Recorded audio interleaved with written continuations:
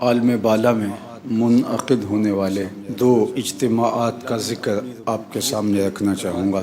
اللہ نے اپنی ربوبیت کے اقرار کے لیے ایک جلسہ منعقد کیا اور ایک جلسہ محبوب کریم صلی اللہ علیہ وآلہ وسلم کی عظمتوں کے اظہار و اعلان کے لیے فرمایا۔ آدم علیہ السلام کی نسل سے پیدا ہونے والے تمام لوگوں کی روحوں کو جمع کر کے اللہ نے مختصر دو لفظی دو ٹوک خطاب فرمایا۔ الست بربکم، میں کیا تمہارا رب نہیں ہوں؟ بیک زبان سب نے کہا، قالو بلا، کیوں نہیں اے مالک تو ہمارا رب ہے۔ جلسہ ختم۔ یہ ہے ایک جلسہ جس میں نیکوکار بھی تھے، بدکار بھی تھے، صالح بھی تھے، طالح بھی تھے، اچھے بھی تھے، برے بھی تھے، مومن بھی تھے، کافر بھی تھے، مخلص بھی تھے، منافق بھی تھے، اپنے بھی تھے، بیگانے بھی تھے۔ پھر ایک اور جلسہ ہوا، لیکن اس میں سب کو آنے کی اجازت نہیں تھی۔ نماز کے لیے وضو شرط ہوتا ہے، اس جلسے کے لیے عصمت شرط تھی کہ ہر کوئی نہیں آئے گا، اس جلسے کا ہر شریک یا نبی ہوگا یا رسول ہوگا۔ اللہ اکبر۔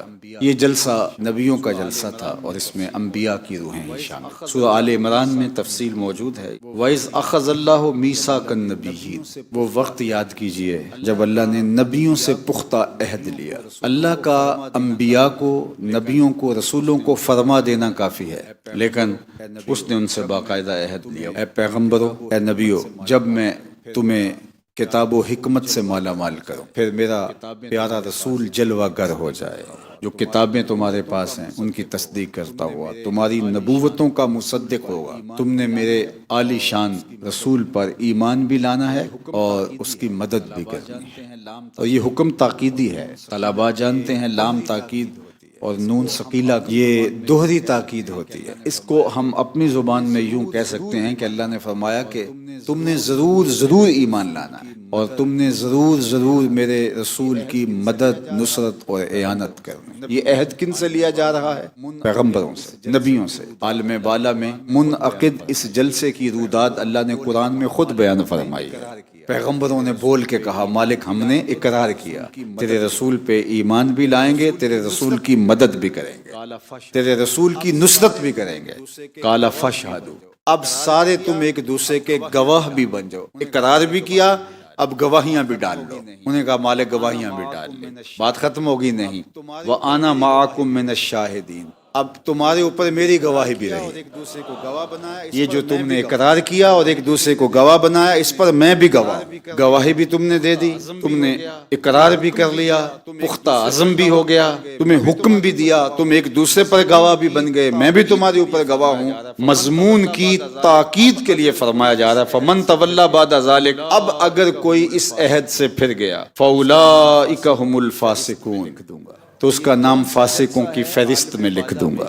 یہ کون سا جلسہ ہے عالم بالا میں جو رب نے منعقد کیا، جس میں کوئی ایک بھی ناپاک نہیں تھا، سارے پاکیزہ لوگ آئے، پیغمبروں کی روحیں آئیں اور رب نے خود خطاب کیا۔ اور یہ کس لیے منعقد کی گئی؟ اللہ نے کہا میرا آنے والا جب آئے، یہ حضور کے آنے کا بتایا جا رہا ہے۔ یار میلاد لازمی نہیں کہ صیغہ ماضی سے ہو، صیغہ استقبال سے بھی میلاد ہوتا ہے، صیغہ حال سے بھی میلاد ہوتا ہے، صیغہ ماضی سے بھی میلاد ہوتا ہے۔ تو میلاد پھر تین طرح سے منایا جاتا ہے۔ جو حضور سے پہلے آنے والے تھے انہوں نے کہا وہ آ رہے ہیں، یہ ان کا میلاد ہے۔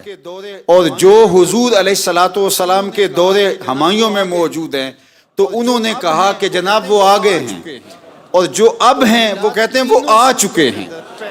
تو میلاد تینوں صورتوں کے اندر پیغمبروں نے بھی حضور کا میلاد منایا۔ اللہ اکبر۔ لیکن پیغمبروں نے یہ میلاد سیکھا کہاں سے؟ اسی مجلس سے سیکھا۔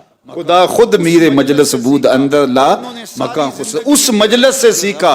اور انہوں نے ساری زندگی پھر جو رب نے عہد لیا تھا اس عہد کی پاسبانی کی۔ مولا کائنات سیدنا علی المرتضی رضی اللہ تعالیٰ عنہ اس آیت کریمہ کے تحت فرماتے ہیں کہ پھر ہر نبی نے حضور علیہ الصلوۃ والسلام پر ایمان لانے اور حضور کی نصرت کا عہد کیا، اور ہر نبی نے آدم علیہ السلام سے لے کر حضرت عیسیٰ علیہ السلام تک ہر پیغمبر، ہر نبی نے اپنی اپنی امت سے عہد لیا کہ اگر تمہارے اندر وہ نبی تشریف لے آئے ان کی مدد بھی کرنی ہے، ان پر ایمان بھی لانا ہے۔ کسی نبی کو موقع نہیں ملا کہ حضور کی خدمت میں حاضر ہو، تو پھر اللہ نے یہ وعدہ کیوں لیا تھا؟ اللہ تو جانتا تھا کہ اس دور میں ان سارے نبیوں میں سے کوئی موجود نہیں ہوگا، تو پھر وعدہ ہی کیوں لیا؟ تو ایک بات سمجھ لیجئے گا کہ یہ عہد لیا رب نے، اور نبیوں نے اس عہد کو یوں نبھایا کہ اقرار کیا کہ ہم اس نبی پہ ایمان لانے والے ہیں، اور اپنی امتوں کو بتایا کہ تم ایمان بھی لاؤ اور اس نبی کی نصرت کا میرے ساتھ عہد بھی کرو، اور یہ سلسلہ چلتا رہا۔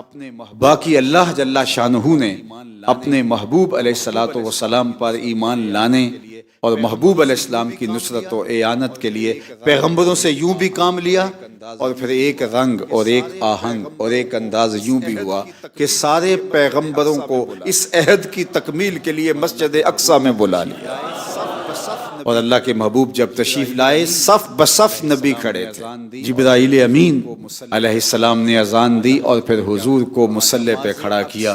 اعلی حضرت نے کیا خوب کہا، نماز اقصی میں تھا یہی سر، ایاں ہو مانا اول آخر، کہ دست بستہ ہیں پیچھے حاضر، جو سلطنت آگے کر گئے تھے وہ سب دست بستہ پیچھے حاضر ہیں، اور حضور علیہ السلام مصلی پہ کھڑے۔ تو گویا پیغمبروں نے حضور کی امامت کو تسلیم کر کے اور خود مقتدی بن کے پیچھے کھڑے ہو کے دنیا کو بتایا کہ ہم ان پہ ایمان